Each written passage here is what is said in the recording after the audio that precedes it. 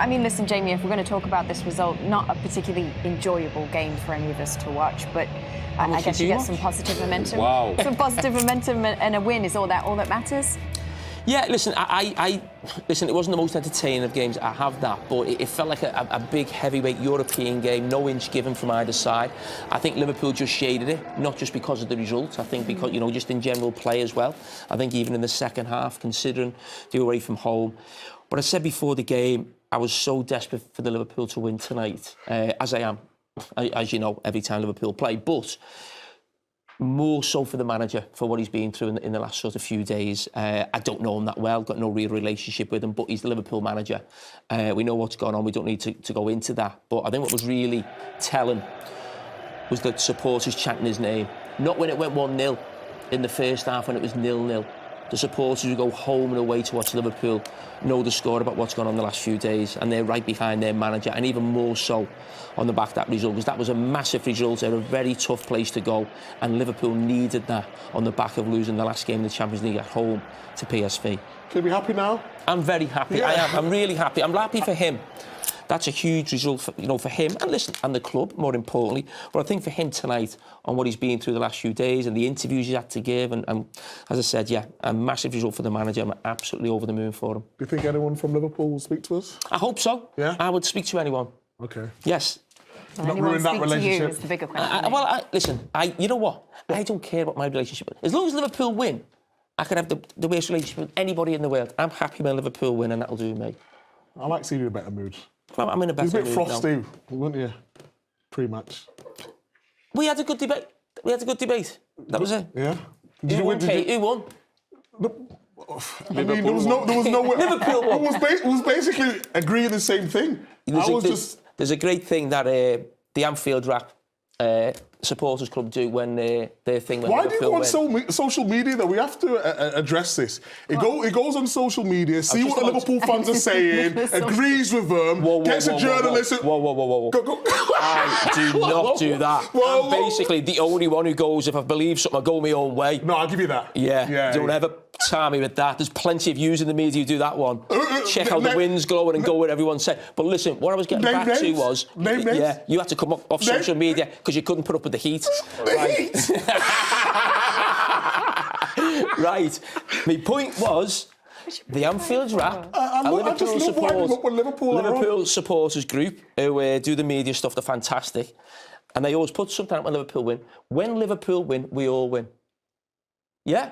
So any Liverpool supporter, know what problems we've got, or we argue or debate about players or fans, or we don't like the manager, or we do like the manager.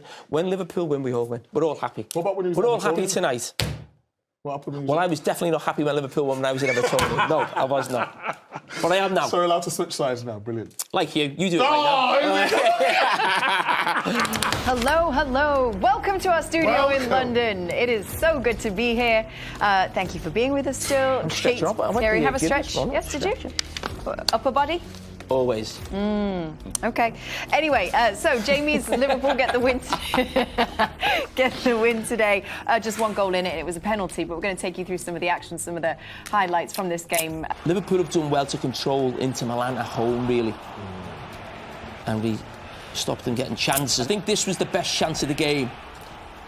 Goalkeeper does well. Listen, it's a tight angle. Micah, you've probably been in those positions as a right back and probably missed it like him as he comes through. You see he's onside in that position there. It's a tight angle. But this is what the game hinged on.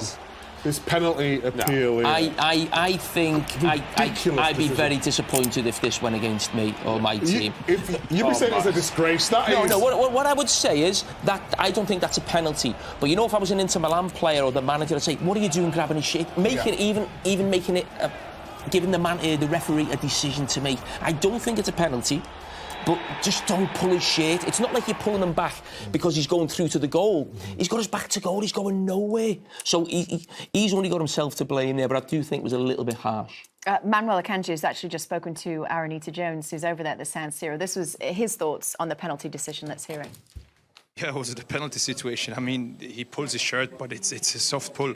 And obviously, if you watch everything in slow motion, everything looks far worse than it actually is. The player runs away from the goal, and he pulls his shirt a bit, and it's one of the softest penalties I've ever seen. But in the end, we also have to be honest, and we can't get in the position and, to give the referee even the opportunity to whistle a penalty there. But, to me, it's never a pen. But we also have to be honest with ourselves and don't come in the position to give the referee even the opportunity to give a penalty like this. Go on, Jamie. I was just saying we didn't need to hear from him because I just told you exactly what had happened there. But no. Are you sure? I think it was all about something different. No, he was talking about he felt it was harsh, like we said, but he said about his own player. What are you doing grabbing a shirt in the box like that? It's daft, isn't it? Yeah. And especially when it's not like it's not like it's a panic where someone's going through on the goal and you're behind them and you do something instinctively. I mean, where's he going? I think it's very harsh to do, and I'd be disappointed against me. But you've gave the referee an opportunity, and that's daft, especially from a player as experienced as him. Is there any reason that we have the chopsticks? I've had them all night because I didn't use them with my food. You know why? Why? Because I'm like Hannah. I use a fork instead of chopsticks. But tonight, maybe we can both learn how to use chopsticks. Maybe that'd be interesting. I thought it'd be good. A good segment. Segment, yeah. Okay. Matthew, have you got any interest in a chopstick segment? No, how to use them. I've never used them. I've never picked food up with a chopstick. No. Should we drop table time for it? No, everyone's excited about table time this week. Are we? We got a special edition of table time coming for you. Thierry, this is the winner. Yeah, on the penalty that wasn't a penalty, but you still have to bury it, and Szoboszlai did that. One of the best players of Liverpool so far this season, I have to say. He was magnificent. McAllister was very good. I like the way Liverpool played and stopped actually Inter playing. The tactic set up by the coach was on point. That 4-diamond-2, that at times the two strikers had to work really hard. Ekitike kept the ball very well. Isak, you could see that he's still not at the races in terms of playing the whole game. I just like the way they work. Curtis Jones in midfield, Szoboszlai, McAllister. You could see that Joe Gomez also lacking of minutes because he struggled at the end of the game a tiny bit. But that was a proper Liverpool performance that I remember of your team doing, Jamie, in the times of Benitez. That's how you play away from home. I didn't think they had it in their locker. That's what I was saying at the very beginning. But they stopped Inter playing, regardless of if it was a penalty or not a penalty. And the result is how they played the game. That was, I would say, if you're a Liverpool fan, obviously, Jamie, reassuring to what can come next. Firstly, he would probably want the season to have went better for the club and for him. He puts huge amount of pressure on himself to perform all the time, and last season he took it to a whole new level in terms of at times he carried this whole team forward to go and achieve amazing things. And look, I think we've all been below the standards of last season, Mo included, and he'll be first to admit that. So. And then obviously finds himself out of the team, which is probably a bit of a unique situation for him. So, look, it's obviously something that he's not used to experiencing, but he was positive yesterday in terms of wishing us all well, sending us on our way, and I'm sure he would have liked to have been involved, but the support for the lads was still there, and as a teammate, that's all you can ask. I guess what's interesting is that there's still a big question around what happens next, right? In terms of how this situation moves forward. There's another game that he could potentially play or be involved in against Brighton before he heads off to African Cup of Nations. Do you expect to see him in that squad at the weekend? I don't think so, to be honest. I don't know sort of why you almost bring the circus of it. Whether he was on the bench, is he warming up the supporters? I don't know. Could it split the crowd with the manager and Mo Salah? So I just think because there's only one more game before he goes away, I think it's probably better if he just leave it for now and then see how the land lies when he's back from AFCON. I'm on the back as well of Liverpool performing well. The first time we've really seen Ekitike and Isak together. You'd think Wirtz would start on Saturday as well at home to Brighton. So it might. I actually said a few weeks ago Liverpool might have to almost build a team while Mo Salah was at AFCON about for the future.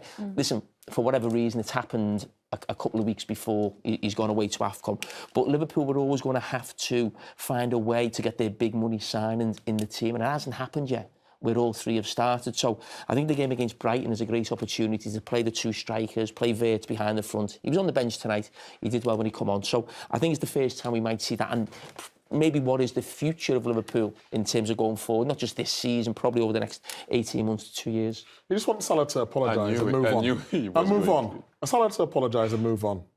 Because you don't want one of your legends of your club to go out like No, like you don't. You don't. And you know what? I love Mo Salah, the player. I absolutely love him to bits. He's been one of the greatest players. I've said that constantly in the world of the last 8 years.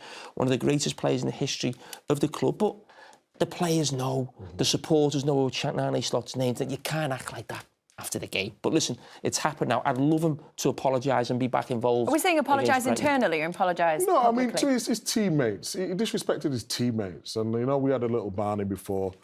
I was prodding him and winding him up a little bit. But he has disrespected his teammates. I think he's right. They had an opinion. Thierry mentioned it before the game in terms of he can say what he wants, but he's got to deal with the consequences. But I just didn't want to see him go out like this. Yeah, I think it'd be sad for someone who was being so good for the club. And listen, we're all different how you leave a club, and it's difficult to sort of choreograph, you know, the right end, and sometimes it can be messy for players. But I think it would be sad considering what he's done for Liverpool if he wasn't given an amazing send-off, whether that's on Saturday at the end of the season or he comes back from AFCON. I don't know the actual date actually when AFCON finishes or there's a transfer window. I'm not sure. But yeah, I love Mo Salah, the Liverpool player, and what he's done. Yeah, for can you give Liverpool. him a bit of love? Because I feel like I've never stopped giving him love for the last 8 years. I know, but I feel like people are starting to say it's personal now. And I know it's not personal. I don't care what people say. I'm not interested in what people say. Since that you've been on your social media for the last 2 hours. Honestly, but it doesn't affect me. It doesn't bother me. do you think social media affects me? Is that what you're insinuating? It did affect you. That's why you have to come away from it. I spend all my time on X, formerly known as Twitter. I've got better things to do. Okay. What do you like to do? The point I'm trying to Chill, make is... relax. I have got Go no to problem. Abu Dhabi. I've got no Put my problem. feet up.